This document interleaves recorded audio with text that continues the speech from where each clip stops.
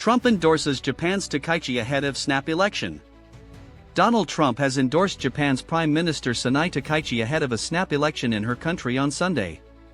Takaichi has already proven to be a strong, powerful, and wise leader, one that truly loves her country, the US president wrote in a Truth Social post on Thursday, adding she will not let the people of Japan down.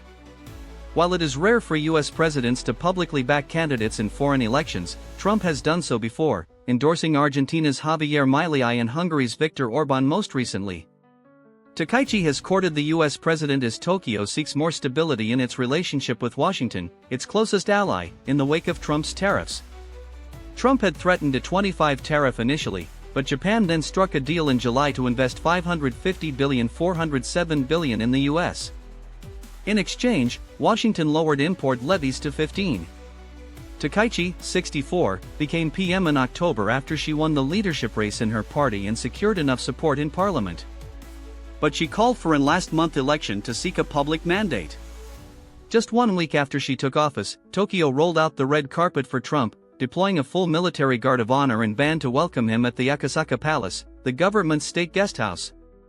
It was her diplomatic debut, and the optics were striking. Takaichi aboard the aircraft carrier USS George Washington, fists pumping as the US president praised her in front of thousands of US soldiers, the images then broadcast around the world. She sought to portray herself as a leader Trump can and wants to do business with and, perhaps more importantly for the president, someone he gets along with personally. The two leaders also see eye to eye on defense. Trump wants Tokyo to spend more on its own security and so does Takaichi, as sentiment grows in Japan that it must invest more in defense.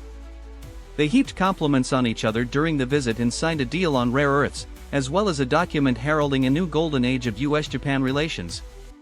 Takaichi described Trump as a partner in a new golden era, and praised his role in bringing peace to the Middle East.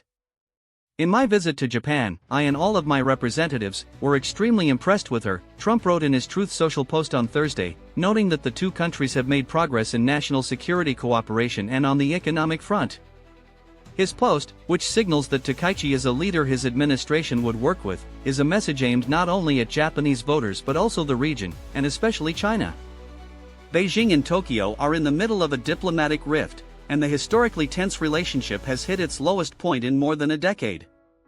Takaichi found herself the target of China's ire in November, when she made comments suggesting that Japan could respond with its own self-defense force if China attacked Taiwan, the self-governed island it has long claimed. She has since refused to retract the statement. Trump's endorsement of her comes as tensions between them continue, and a day after he had a phone call with China's leader Xi Jinping. He said he had an extremely good relationship with China, and that both he and she realize how important it is to keep it that way. She called Taiwan the most important issue in their relationship, emphasizing that Taiwan was China's territory, Chinese state media reported. He also told Trump that Washington should be prudent when supplying weapons to the self-governed island which China has long claimed. Polls so far are predicting a landslide for Takaichi, but winning Sunday's election will just be the first of several hurdles. Her leadership will be defined by how she manages Japan's stagnant economy and the delicate relationship with the US, its most critical security ally, as well as China, its largest trading partner. The military alleges the boat was traveling on a known narco-trafficking route in the Eastern Pacific. The steps to bolster Canada's